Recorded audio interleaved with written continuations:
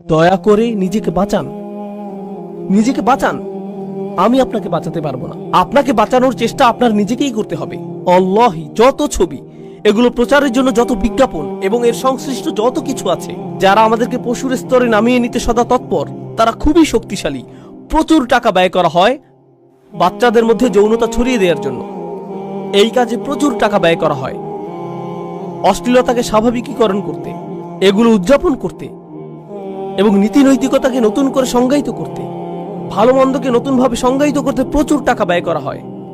এবং মানুষ এগুলোর স্রোতে এমনভাবে ভেসে যায়, তারা বলে কোরআনে এমনটা বলা হয়েছে, কিন্তু আমার কাছে এটা ভালো মনে হচ্ছে না। তাদের বিবেক এতটাই কঠিন হয়ে গিয়েছে, যখন আপনি বাঁকা অবস্থায় সোজা জিনিসের দিকে তাকাবেন, আপনার কাছে সোজা জিনিসটাই বাঁকা লাগবে।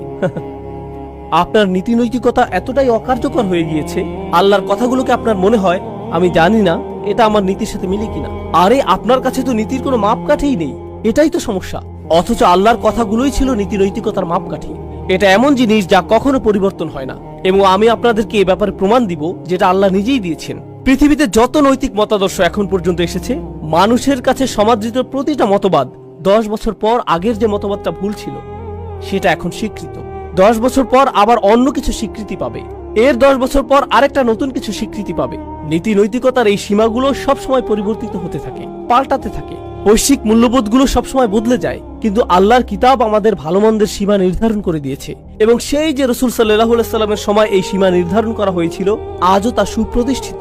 ওয়ালাম ইয়াজআল লাহু ইওয়াজা, আর তিনি এতে বিচ্যুতির কোনো অবকাশ রাখেননি।